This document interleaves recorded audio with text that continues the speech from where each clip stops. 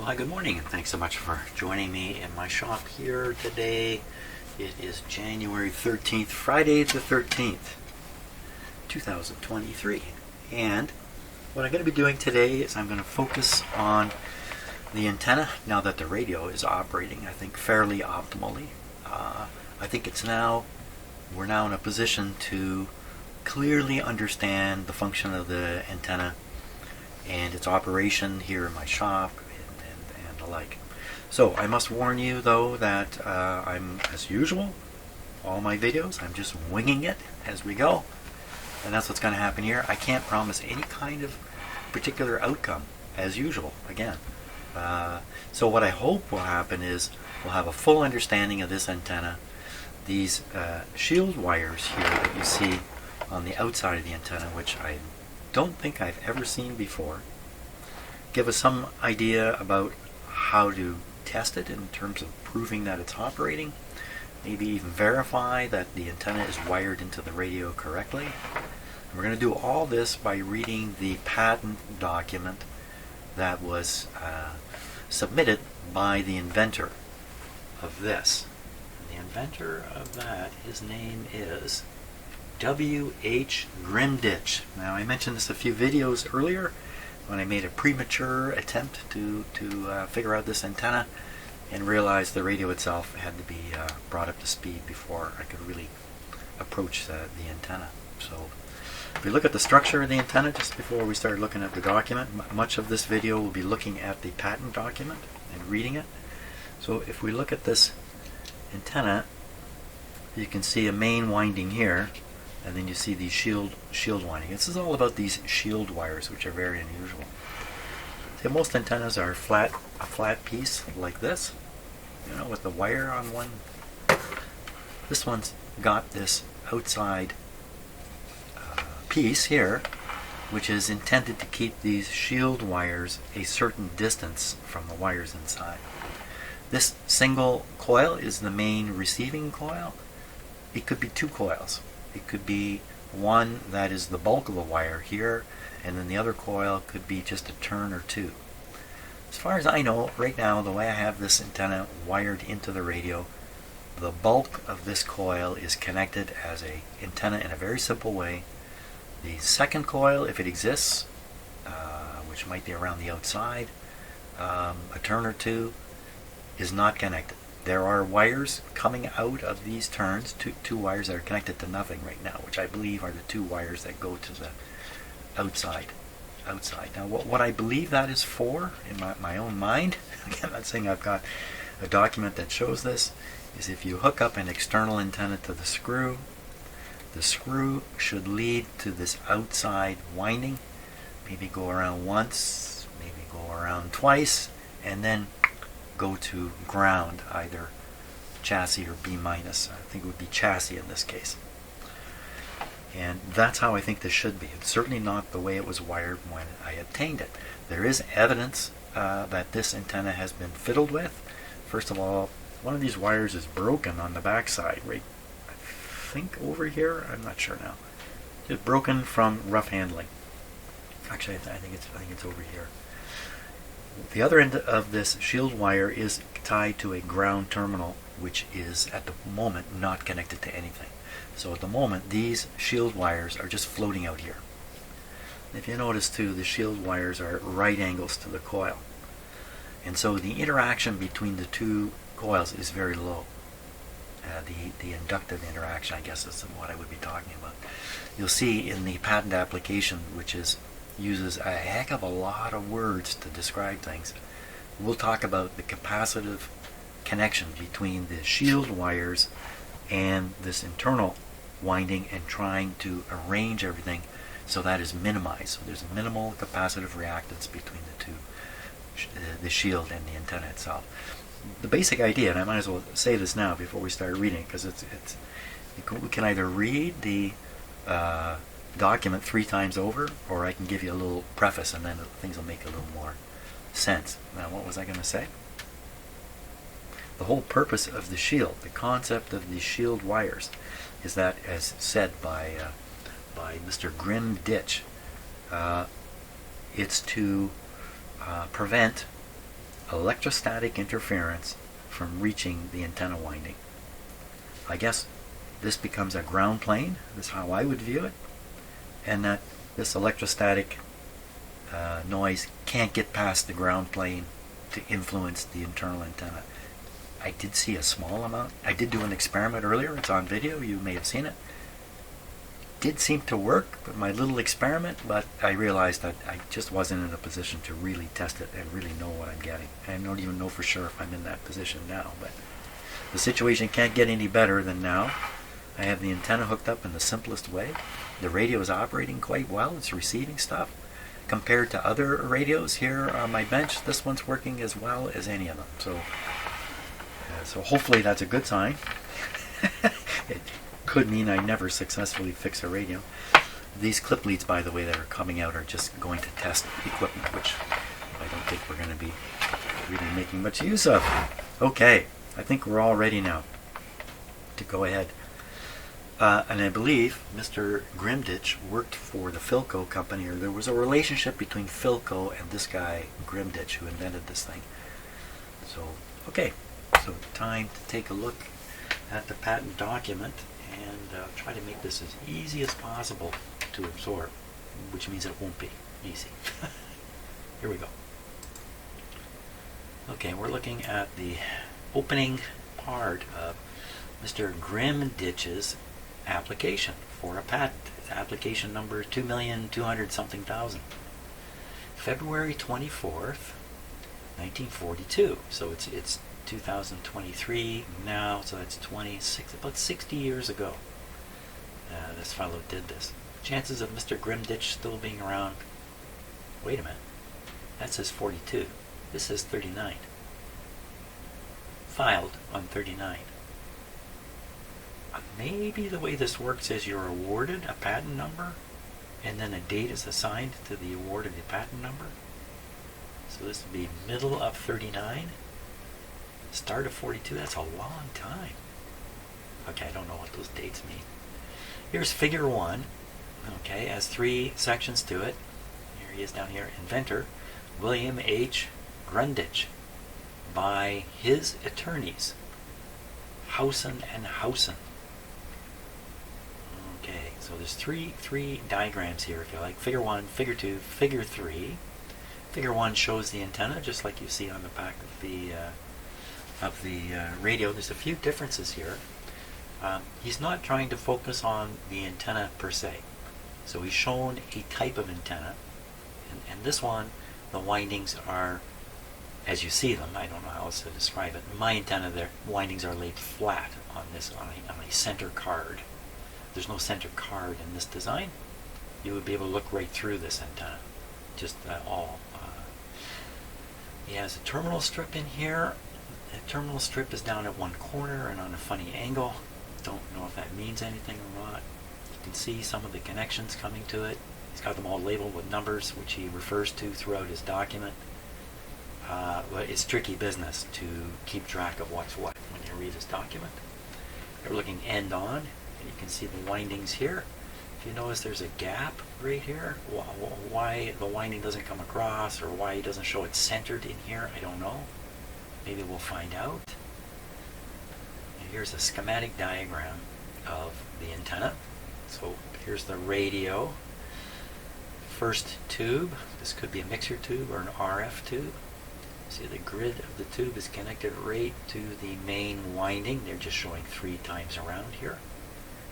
The other end is grounded and tied to the cathode, so the voltage derived in the antenna is applied between the grid and the cathode, where it will have some effect.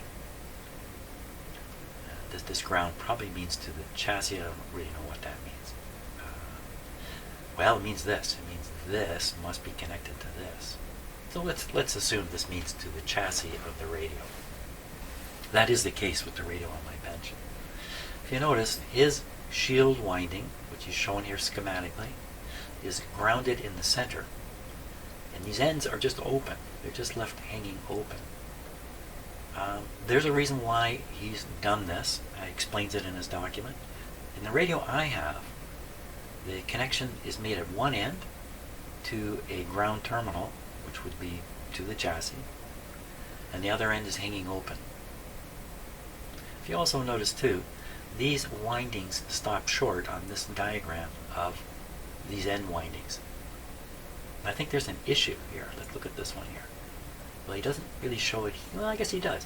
The winding here sticks out a bit from the first turn. And I think there's an issue here with, at least in the way he's thinking, that if these wires in the antenna parallel the shield wires, then there's going to be some kind of interaction that he'd rather not have. So he's trying to distance the shield wire and last turn from the end of the loop. Same thing on the other side. Can we see it there? Maybe it looks like it comes right out to the end here, doesn't it? It looks like I'm full of crap, but we'll have to read his document. The spacing here he found to be critical, and he has some description about that. All the spacings in here are critical for the operation of the antenna. Okay, now, as painful as this might be for you as a viewer, we're going to read this thing word for word because it's the only way to absorb the whole thing. United States Patent Office, loop antenna, William H. Grimditch, Rydell, Pennsylvania. A signer by, don't know what that is, to Philco Radio. So there's the Philco connection right there. Radio and Television Corporation, Philadelphia. A corporation of Delaware. Application June 5th, 1939. Serial number. So serial number, patent number. This might be the number in that year, 1939, number, 277,000, blah, blah. 8 claims. I guess when you make a patent, and I'm not a patent expert by any means, I don't really know anything about patents any more than just the average guy would know. It looks like you have to clarify the claims you are making for the patent reviewer to really pick it out of your submission. So the claims are made very, very clear. And right here in the heading, they actually say there's 8 claims in here. And this looks like, don't know what that is. 250, don't know what that is. So we look over the basic structure of the document. He's got the line numbers written here, so they can refer to line number 20, page 2. It's only a couple pages. You can see here, he talks about figure 1, figure 2, figure 3. Here, these numbers refer to the numbers that are appearing here, like this 11, 10, 12, and they're all heavied up in the document. They're bolded so you can pick them out fairly easily. This is page 2. It's very repetitive, what he says in here. He just repeats it over and over, using more and more words. And then we come to the end. And that is the end. That's the end of the document right there. Of course, he signed it right at the end. Notice this number appears on every page. Could be maybe when the patent office has accepted a patent, they then create a file document, and this might be the file document which they keep on file, and if anybody asks about it, this is what comes out, not any other documents. I don't know, I'm making that up. Okay, let's see. First he's going to describe what it's all about. So, again, I apologize for reading this, but I really have to do it this way. This will be the 3rd time reading through this. First time with great care, though. Okay, here we go. This invention relates to loop antennas or aerials, and more particularly to a novel construction for a shielded loop antenna, which are capable of being conveniently disposed in the cabinet of a radio receiver. Now that word dispose shows up all through here. Disposed, I've never seen that word used that way. So placed, built, installed, those words all work there too. In order to improve the portability of radio receivers and to simplify their installation, it has been found desirable to employ compact loop antennas in place of the more usual and cumbersome outdoor antenna structures. Further, in order to improve the signal-to-noise ratio of such loop antennas, it has been found desirable to surround them with an electrostatic shield to discriminate against a large variety of electrostatic disturbances generated by nearby electrical apparatus. such as commutator-equipped devices, electrical ignition systems, switches, and the like. Where such a loop antenna is to be employed in radio receivers designed for mass production, it is obvious that the loop antenna and shield structure must not only be relatively inexpensive, but must be simple in its construction and must present no unusual problem of assembly. It's more to it. There's more to it than just coming up with an idea. It has to be a practical idea. One of the objects of this invention, therefore, is to provide a simple but highly efficient shielded loop antenna for use in radio receiving equipment. Another objective of the invention is to provide a shielded loop antenna structure whose size and shape is such as to permit ready mounting in the cabinets of console or table model radio receivers. Still another objective of the invention is to provide in such a loop structure a simple and efficient shielding means capable of discriminating very substantially against locally generated electrostatic interference signals. Now he keeps saying electrostatic, and he talks about sparking things up here where he talks about ignition systems and that, and switches. These are all sparking type things.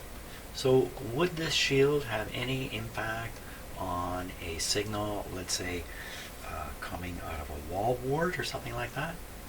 Actually, I don't think so. I think it really is sparky type interference.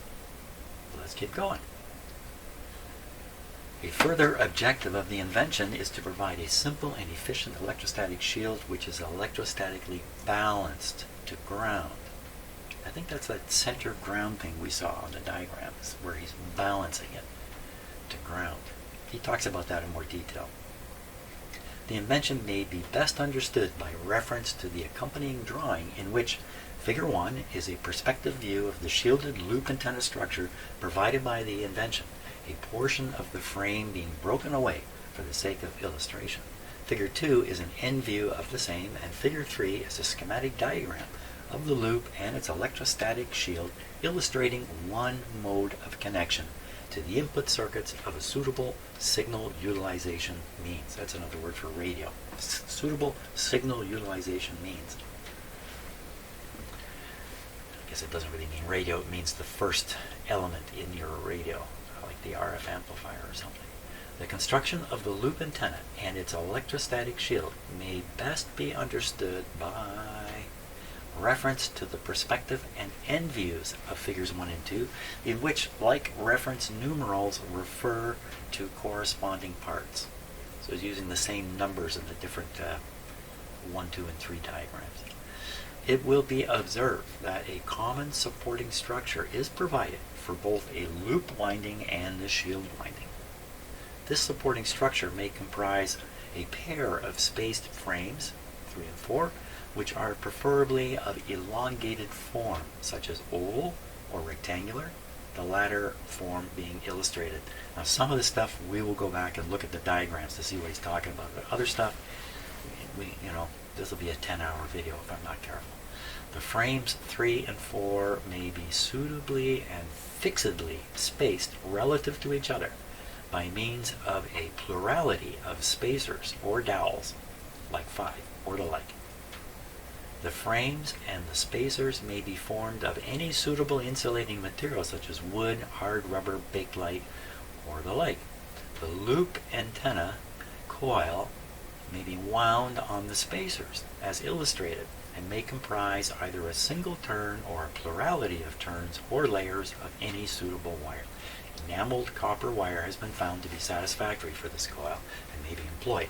The number of turns and their spacing will depend upon the frequency range which it is desired to cover and upon the maximum and minimum capacities of the tuning condenser to be employed. So what he's talking about here is the actual receiving antenna and how it's, what is controlling its construction, number of turns, spacing of the turns, and stuff like that. And the antenna I've got, it's not so simple as just a wire wound around. It's woven. It's woven around through the form. Now that could be just because that's how they're going to kind of fix the wire in place. rather than glue it or something, or it could be something more to it. This document doesn't talk about just exactly how my antenna is wound. So now I've lost track of where I am. The number turns me. Okay, here we are. The shield winding may be wound upon the spaced frames substantially as illustrated, a winding preferably extending from one end of the framework to the other. Thus, the spaced turns of the shield winding are disposed in transverse relation to the longitudinal axis of the loop antenna and are disposed in planes substantially perpendicular to the general plane of the loop. Okay, you want to stop the video and listen to me say that again if you don't understand. I don't. He's using too many words to describe simple stuff. This winding may be grounded at any suitable point, such as 6, 7, or 8. See figure 3. Okay, we're going to do that. 6, 7, or 8. There we are. 6, 7, or 8. So in my radio, it's 6 or 8. Not 7 in the middle. Now, can I find my way back here? 6, 7, or 8.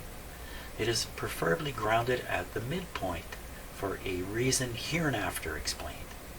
The shield winding may consist of cotton-covered copper wire. That's what mine is made of. Cotton-covered copper wire.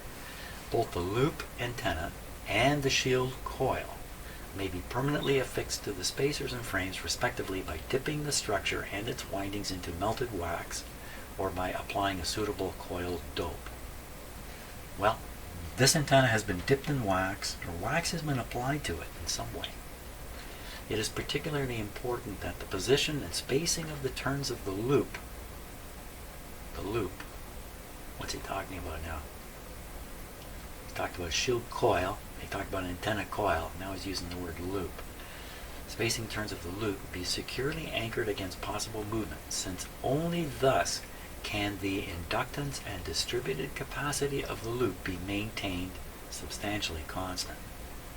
So what he's saying is you got to wind this shield wire carefully and make sure it stays nice and straight and all that kind of stuff, because I guess a small disturbance in that winding can negatively impact the inductance and capacity of the loop.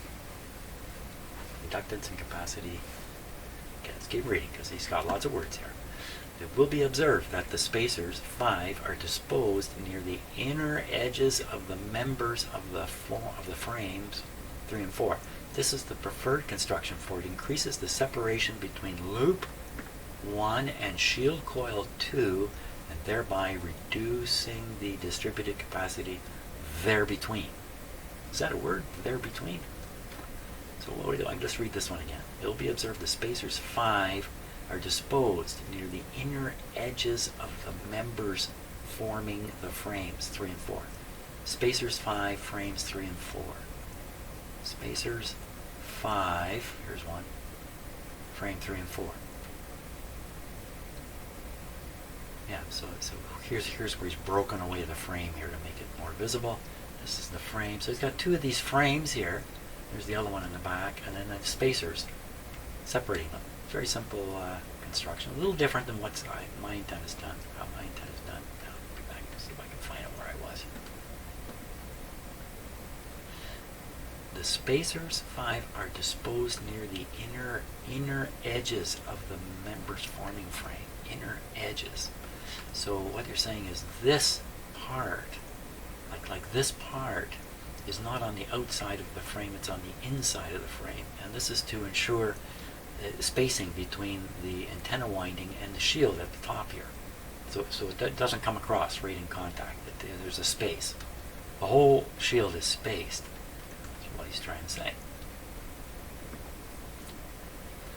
There between. One end of the loop is connected to the control grid. Now he's using loop instead of antenna. So we got to be very careful here. One end of the loop is connected to the control grid of a vacuum tube, and the other is connected to ground substantially, as shown in figure 3. He uses this word substantially an awful lot. We wouldn't use it this way, but he uses it a lot in here. It is especially desirable that the distributed capacity between the shield and the grid end of the loop be as small as possible. Now that's a mouthful. it is especially desirable that the distributed capacity between the shield and the grid end of the loop be as small as possible. So you want little capacity. Why do you say the grid end of the loop? In the particular embodiment illustrated, this capacity has been reduced by locating the grid end of the loop substantially midway between the two frames 3 and 4 and by winding the loop toward one of the frames. So I think what he's saying is, if I got this right, the grid end, remember when I mentioned why is this not starting in like dead center? Why is this off to one side? Because I think this is the grid end of the loop, and it's positioned substantially between these two supports where the shield wire is going. So part of his idea is you got this thing, the grid end. Now, why the grid end? Well, the grid end, of course, is carrying the bulk of the signal. The other end is grounded to the chassis. There's nothing happening. And the electromotive force is developed along this wire.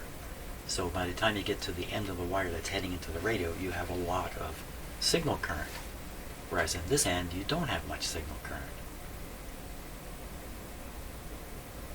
So you can allow this end to get closer to the shield. Because after all, you don't want this antenna to be 6 feet wide or something like that. Okay. And the grid end of the loop is as small as possible in the particular embodiment of this capacity used by locating the grid midway between the two frames and by winding the loop toward one of the frames. I guess you would have to, wouldn't you? If you start in the middle, you got to work your way out to the edge. This may be seen clearly in Figure 2, from which it will be seen that the end turn of the loop at the grid end therefore is substantially midway between 3 and 4. We just looked at that. While the end turn at the grounded end of the loop is adjacent to the frame. In Figure 3, the innermost turn of the loop, 1, that's the antenna, corresponds to the end turn in Figures 1 and 2, which is substantially midway. I've got to read that again. In Figure 3, the innermost turn of loop 1 corresponds to the end turn in Figures 1 and 2, which is substantially midway between the frames. Just repeating it again, just saying in Figure 3 you can still see this midway thing. The increased distributed capacity between the shield and the grounded end of the loop, which results from this construction, is of minor importance. So he's saying that because you're allowing the loop, grounded end of the loop, to approach the shield wires, the increase in capacitance is not important. If desired, an insulating terminal strip may be affixed to one of the frames, as illustrated in Figure 1. The shield winding and the ends of the loop or any intermediate taps thereon may be terminated at the lugs on said strip for convenient connection to ground and to the input circuits of the radio receiver or the like. Now what he's envisioning is in a factory, they're not going to build this antenna on the same line as they're building radios. There'll be an antenna building line or an antenna building station. Somebody will be building these things and then handing them over to another construction line, manufacturing line that's making radios.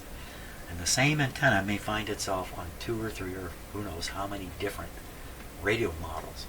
So he's trying to allow for that here, I believe.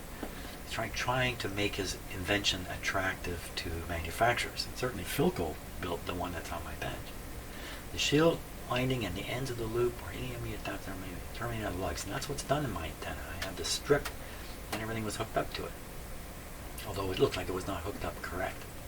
At this point, that terminal strip on my antenna is underutilized. Underutilized. Okay, terminal lugs and said strip for convenient connection to ground to the input circuits of the radio. If the loop is to be padded with a small padding condenser, such a condenser 12 may be conveniently mounted on the same terminal strip, as illustrated. Okay, in my radio there is no padding condenser. Condenser makes electricity dense. You realize that, right? A capacitor makes electricity denser. That's why it's a condenser.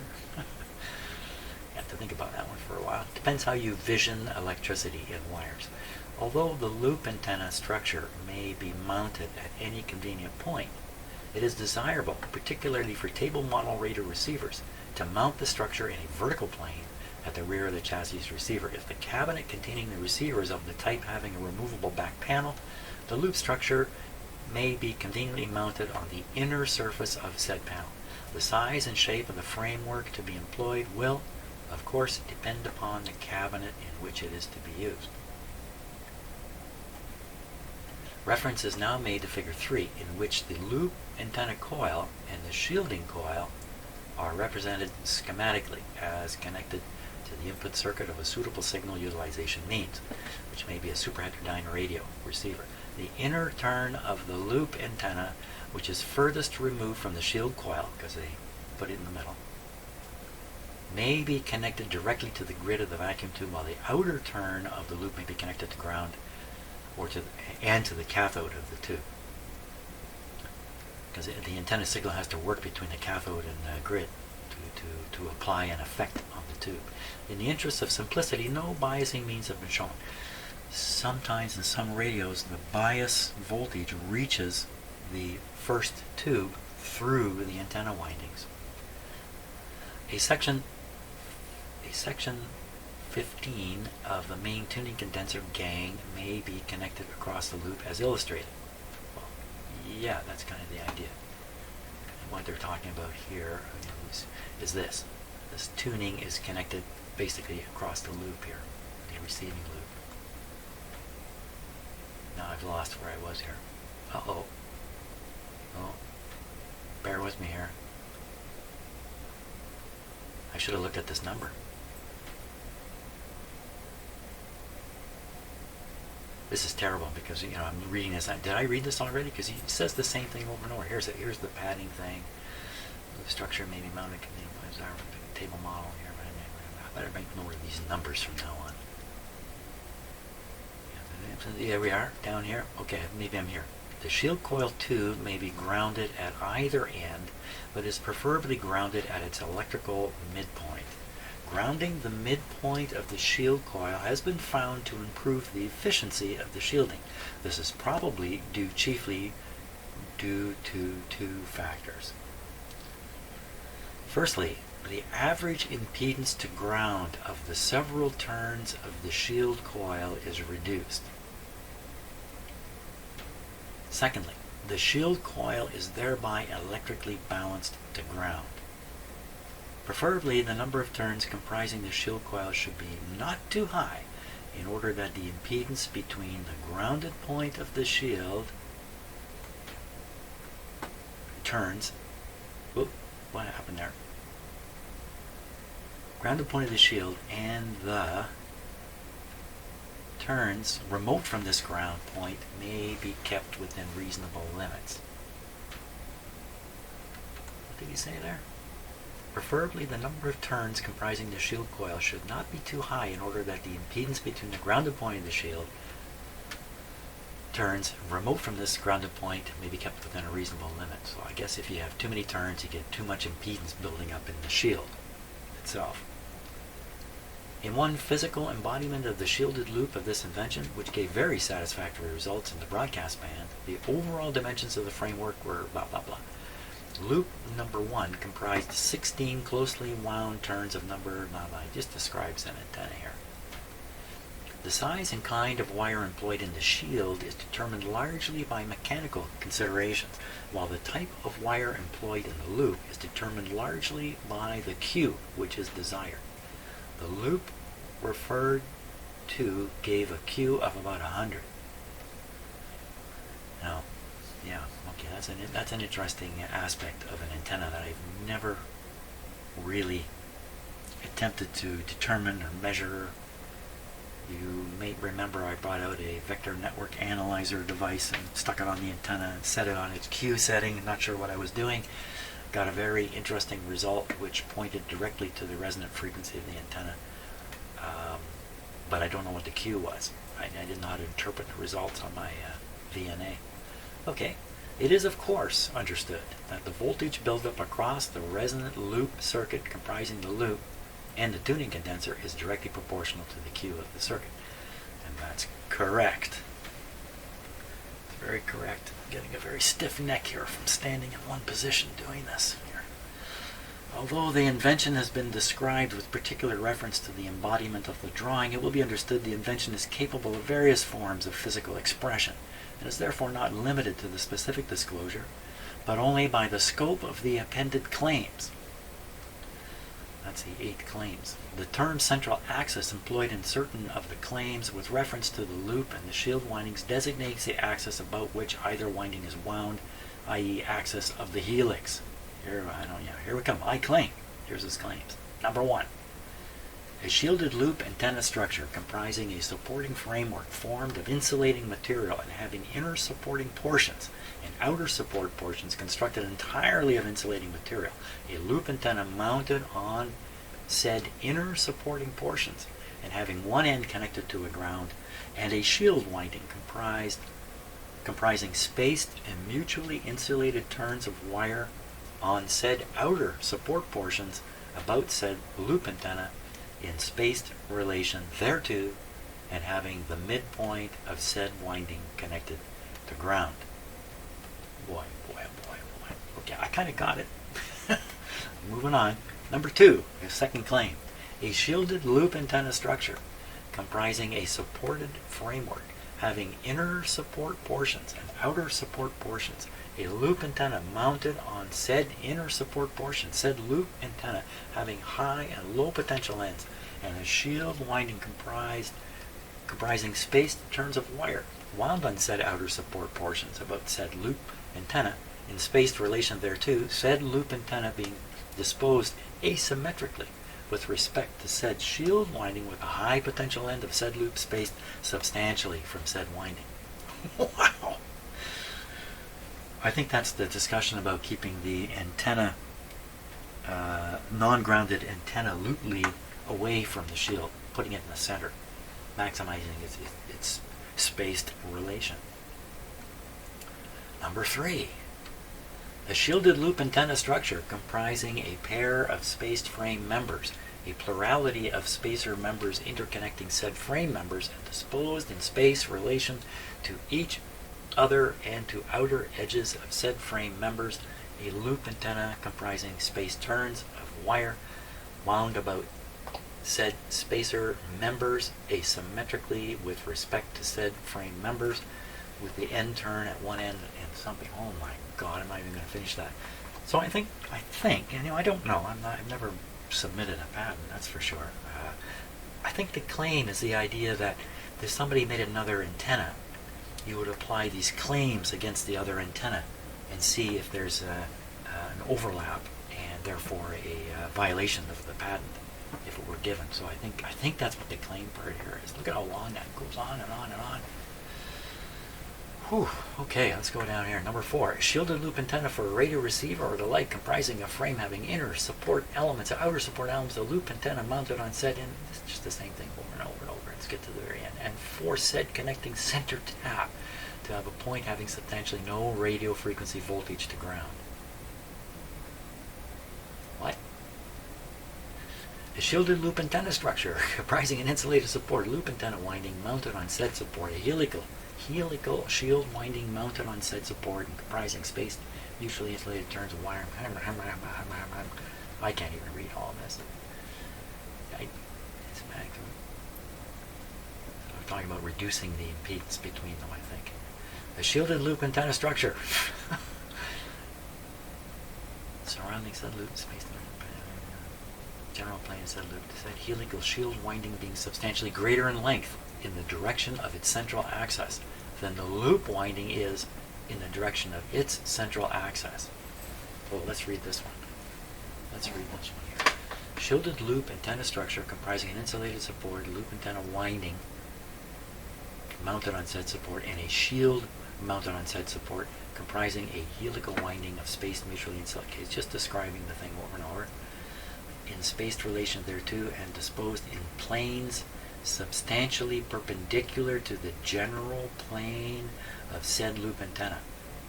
So he's just saying he's doing the shield wires perpendicular. The helical shield winding being a substantially greater length in the direction of its central axis than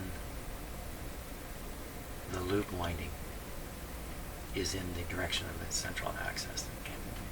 I think it's just a really difficult way of saying you don't make them parallel. Shielded loop antenna structure comprising a loop antenna winding shield and winding substantially at the electrical midpoint of the shield winding, said shield winding being entirely free of any other electrical connection. Just a ground. A shielded loop antenna structure comprising insulated, a helical,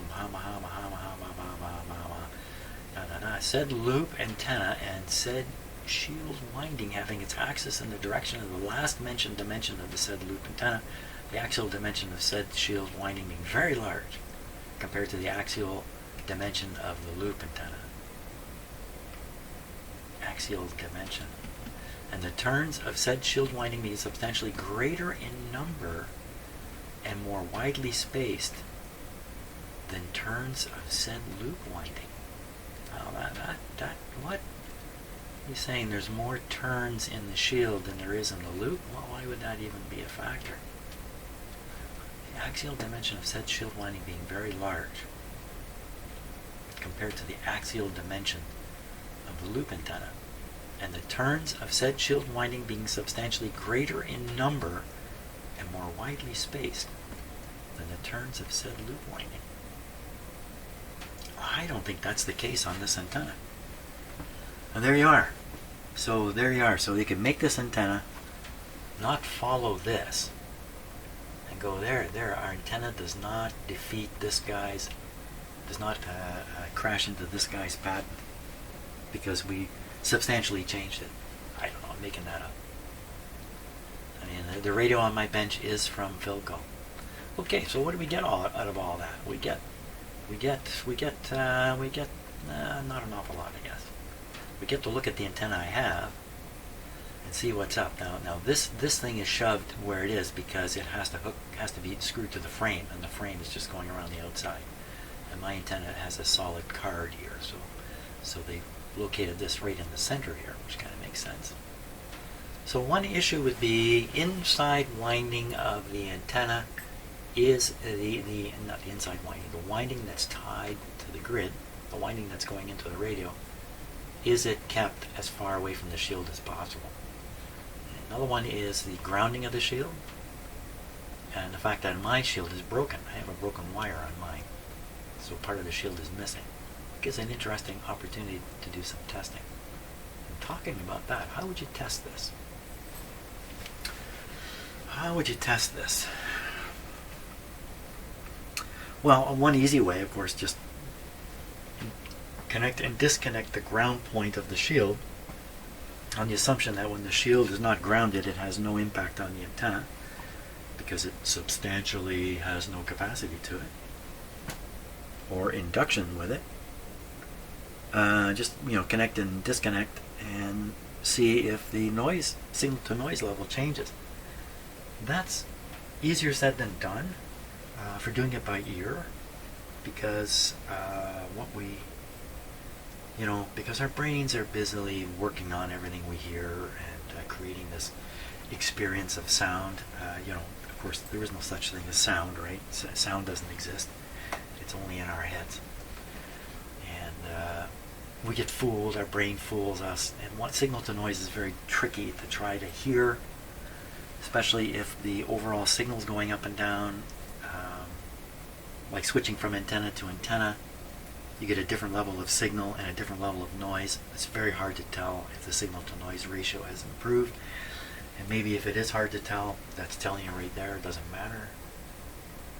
But we can do a few experiments with this. Right now the shield is not connected. And now what kind of interference? So the two kinds of interferences here would be the noisy, sparky stuff and the carrier type stuff, you know, coming out of wall warts, and I hate to call it a carrier, but continuous wave type interference as opposed to the sparky splash across the spectrum type interference. Okay, I think I beat this to death. I think I've extracted from it all I can. I know what's in here now, so now it's time to turn attention to the real antenna and, I don't know, figure something out. Okay, now that we're all smart, after reading that patent, we look at this antenna again, and what do we see? Now it's screwed onto the radio right now, so I can't do too much with it. Do we see anything different here? Well, you know, these wires are kind of slack. Look at this one. Where'd all that slack come from? This one's pushed in.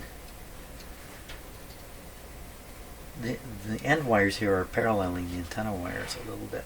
This is different here. This end, anyway. One end is broken off, so I can see the lead wire, which runs right across like this. Seems to be a little bit of a counter. You know, not quite what the guy was talking about. I think I might try to apply the ground in the middle myself. The wire's broken down at this end. So this end is disconnected. Actually, it's broken because of the metal. There's a metal piece that sticks out behind the antenna, and it caught the wire behind the antenna and broke it. This wire behind broken. And we still have the issue of this coil has 4 wires coming out of it, and I'm only using 2 of them. I really think the other, and when I got this antenna screw was connected basically directly into the radio. Not running, doesn't connect through a loop or anything like that. When I first saw this antenna, I thought, oh, you have an outdoor antenna, you connect the outdoor antenna to this shielding wire, and that's how the outdoor antenna signal gets into the radio. But no, that's quite wrong. It's not the shield, it's probably the other 2 wires of the 4. And they're not connected to anything. It could be the case that those, if I'm right, and there's an outer turn, and you're supposed to feed your outdoor wire antenna through it, and then that transforms into the larger coil and it goes into the radio. If I'm correct about that, not having it connected probably has nil effect or no effect on the antenna. So this screw is going nowhere right now. It's disconnected. There's a capacitor in behind here. You can see a little bit of it through the hole. The capacitor is not connected to anything, if I remember right. Why it's there, I don't know. It doesn't appear on the... there is a capacitor on the schematic, but the schematic does not appear to relate to this antenna. Okay. Well, we got to do a shield experiment here. And I know my video is already really long. I spent almost like 45 minutes on the just reading that patent document. Maybe Mr. Einstein reviewed that. Do you think he did? Well, it was submitted in the United States, not in Germany. So no, Mr. Einstein did not review it. Of course, Mr. Einstein was not a patent officer in the 40s. Okay, here we go. In the 30s, I guess. Well, there we are. Now, if you look here, you see the broken shield wire, and the other end is right here. Broken on this, I believe. Got caught on this. Broken. You see this wire here is connected to nothing. This is going to the screw. It was lap soldered here, which is very odd. You wouldn't do this. So I think somebody has reworked this antenna probably not understanding what the shield is, just like I didn't understand, made assumptions, and took steps. Now, I think really what I really need to reconnect this. Make the whole shield.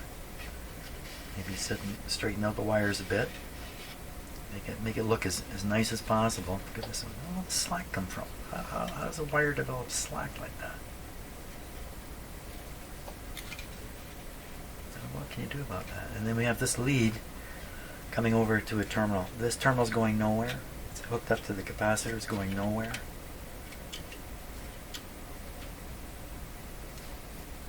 For simplicity, I could connect the ground to this point because this point is up, but then I'd have I wouldn't be following Mr. Grimditch's instructions, which is to do it in the center.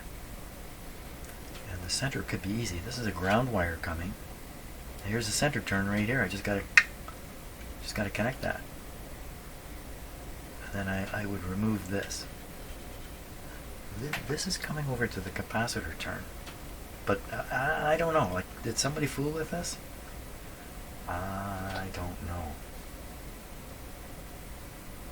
Incidentally, there's wax all inside here. You can see it. This is all kind of, I have a light coating of varnish or wax. Maybe it's varnish on this to hold the wires in place. See too, the end of the form here, the edge of it has teeth. You can see them here. I guess that helps grip the wire and hold it in place. He didn't mention that. Oh my God, I should patent it right away. Hey, maybe there's another patent floating around. I don't know.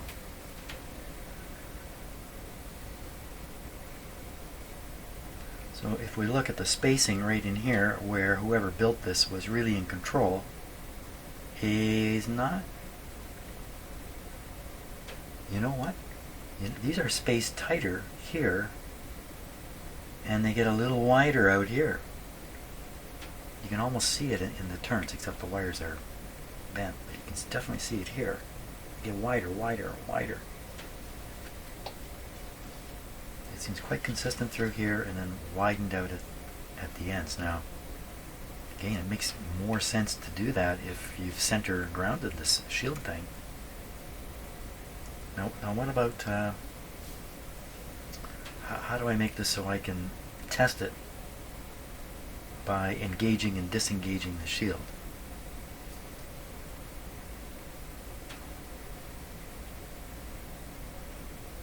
And silence comes the answer. Okay, I'm going to stop for a while and think about that. I'm not sure I'm going to get this done today. I've got a lot to do today. Boy, oh boy. So I'm starting with patching up the broken wire here. After you get the cloth back, it turns out these wires have more insulation on them, some kind of varnish or something like that. So you don't have to clean them up 100%, at least I don't think so.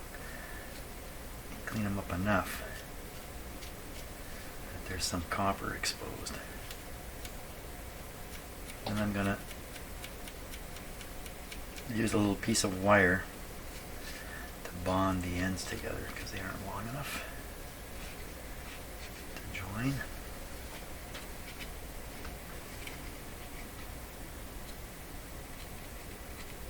Oops.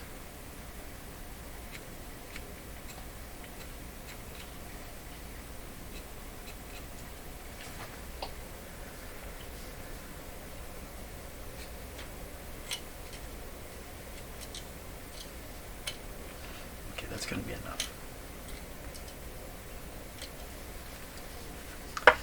Just going to use a piece of junk wire here.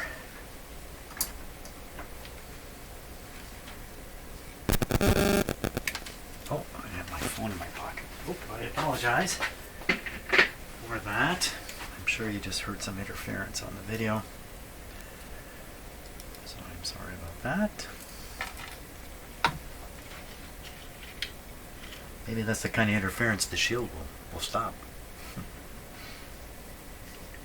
No, I actually don't think so. Okay, we'll wrap that. that. I want this to be fairly snug. Wrap it around.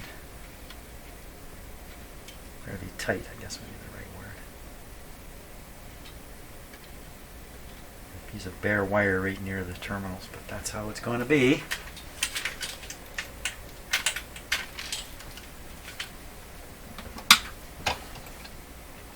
So I've been watching a lot of videos made by a particular guy named Peter Zihan.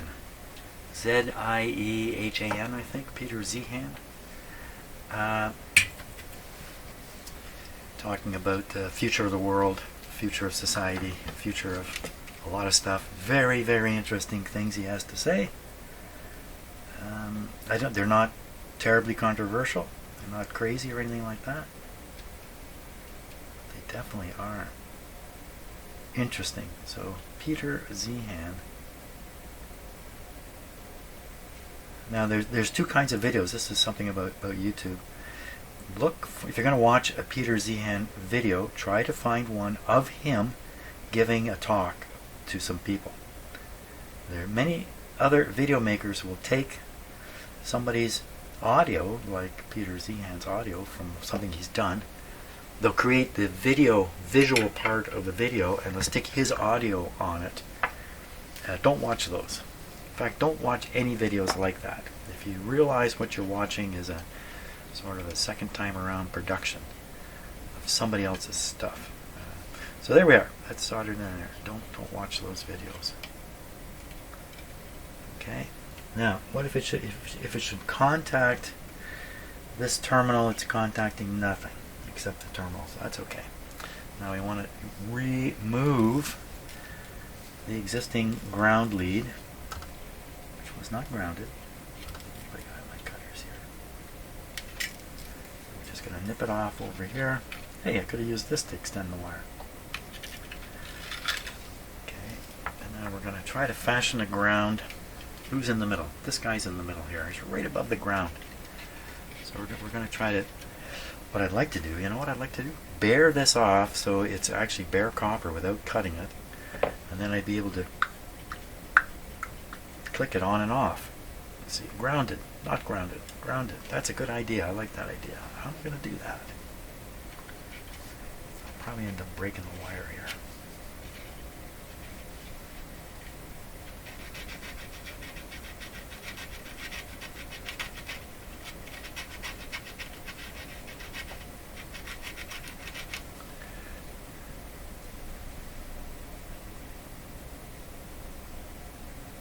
Sweden. I'm using a Swedish knife here to do this.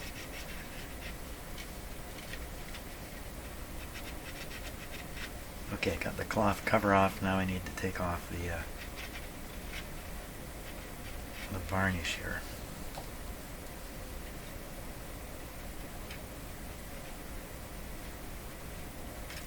When I was working in the power company, I discovered that a varnished tape used in the making of large power cable splices. It's actually a tape soaked in varnish. The cable splicer has a can. Open the can, and in there is tape soaked in oil. And you take it out. It's not tape that's sticky. It's just got this varnish on it, and then you lay it on your splice. The splices are really big, great big things. You lay it on, and while I was working in my job, I took a sample of that tape and sent it to the laboratory. I got a call back from the laboratory.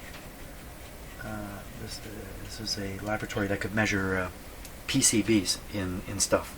It was a big deal back then, PCB and transformer oil. And when they went to test this tape, there's no reason to think it had PCBs in it, whatever it is.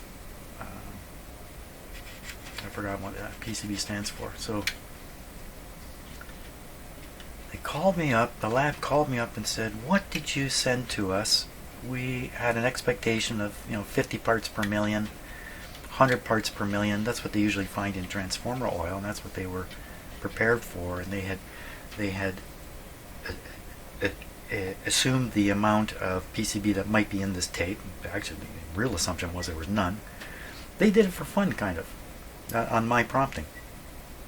And one of the stages in doing the test is you dissolve, you weaken, I forgot the word for it. You add oil or something to it to get it less and less strong until it's in the range of your instrument. And they had done that, and they stuck it in their instrument, and ultimately they determined it wasn't 50 parts per million. It was 500,000 parts per million, by far the highest level of PCB they had ever found, by far, far, far, far, far. And this sent off a warning. This caused a warning to go right across North America. I don't know about the rest of the world, because these varnish tapes had been used all over North America for doing the same thing. Not used in the modern time, used in the 40s or 50s. And of course the concern is, cable supply sits there for 20, 30, 40 years, then it has to be broken down or it fails. And you have to do something with it. Men have to work on it. Men or women have to work on it. And in the middle of this splice is this tape, which is 50% PCB. And the world at that time was just freaking out over PCB. Today, nobody cares about it. But at that time, bird eggshells, thin in the Arctic, and the world was coming to an end because of PCBs and all this kind of stuff. That's going to work, I think. Might be a little awkward. And so when I when I see varnish, I just remember this whole story. I was very proud of that, because it was just because of my nature of being curious, and say, well, just do a test and take a look. The story's actually more complicated, but I won't go into it. So we can put this like this, in the right position by the radio, and then what am I going to do? I'm going to reach with a stick, a wooden stick.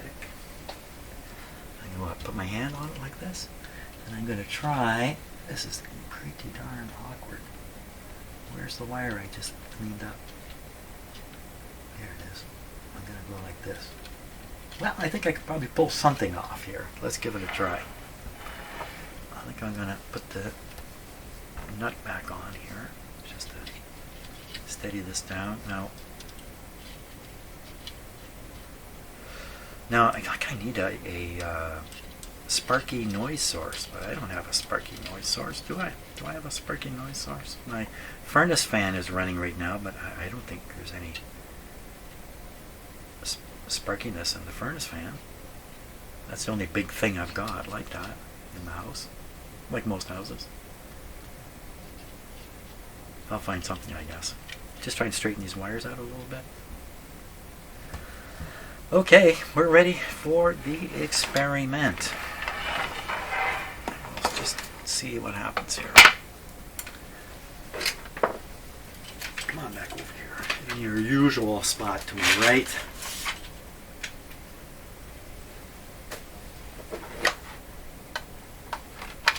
Funny thing, when I'm doing this work, I'm all alone here, of course. But because I make these videos, I don't feel like I'm alone.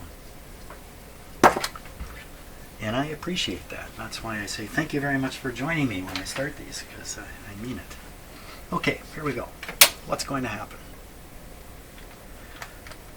Switch on. Here we go. I guess we're going to want to tune in a station. And then click that thing on and off.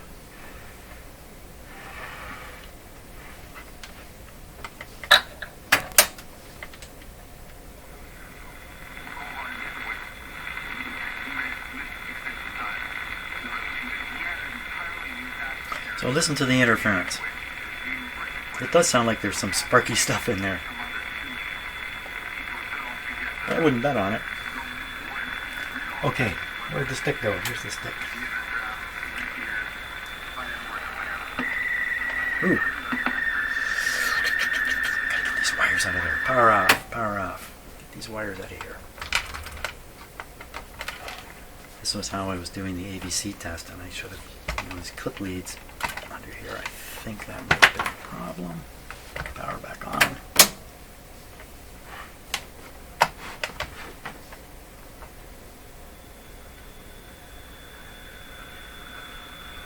Or is there something else wrong with this radio?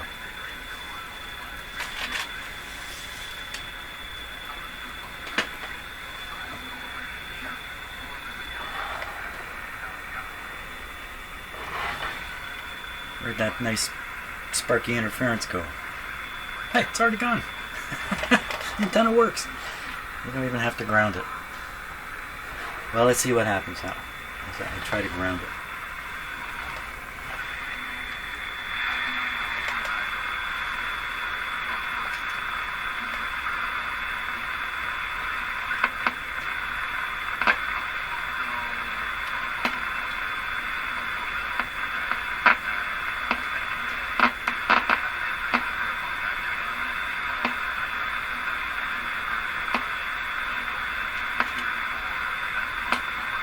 Off, on, off, on. That's a big disappointment. It didn't make any difference at all.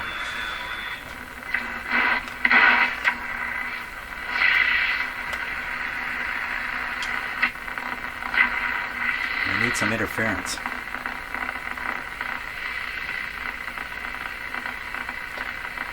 See, that sounds like sparky stuff. I don't think it is though.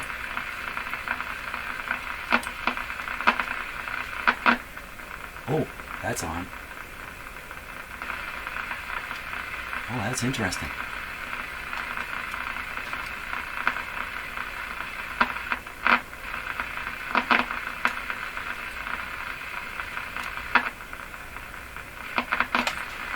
Well, that's interesting. Now, quite a few noises went down, but did the signal go down? Let's go back here.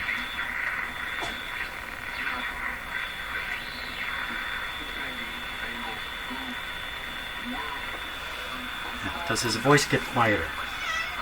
Oh, who's here? Hello, Peanut. I'm busy at the moment.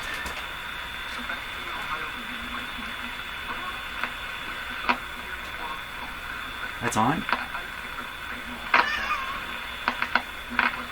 It does seem to have some kind of it seems to change it. I'm having a hard time.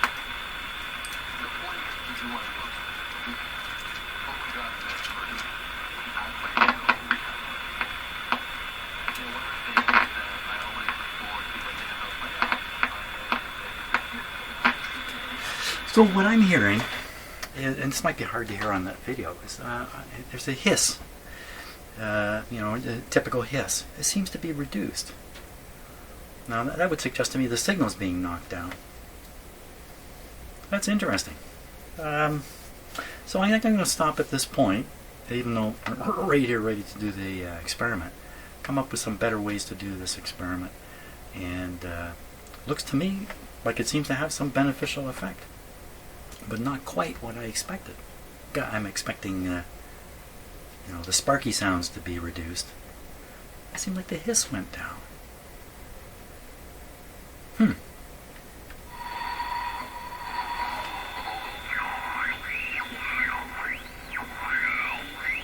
What happened here? Say something changed while we were... all the hits are dying.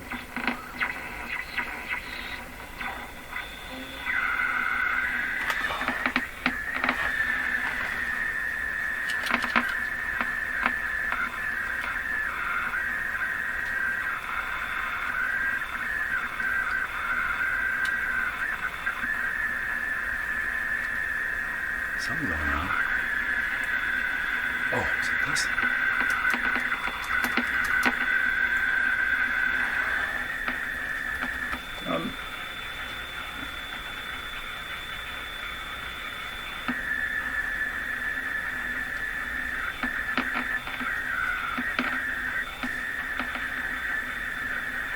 Something not right.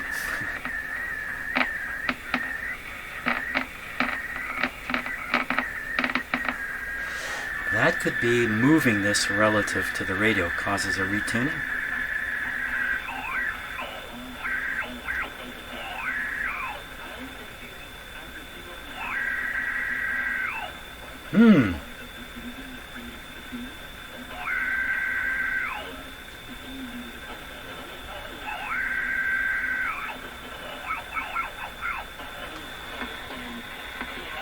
That could just be retuning the radio.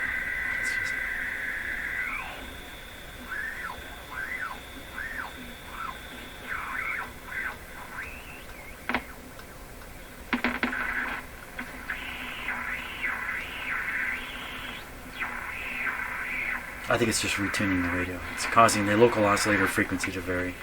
I'm moving a big piece of metal close to that capacitor, close to the local oscillator capacitor. Well, that kind of raises lots of questions about the alignment precision. How is this thing stabilized anyway? Just by this grommet? Just in one spot? I don't know, Peanut. It must be something more here. It can't be like this. What are you doing? It's getting angry. It's getting angry. Okay, I'm going to call it quits. That's enough for today. I'm going to fiddle around tomorrow some more with this radio and then pack it up and be on its way, I think. Thanks a lot for watching.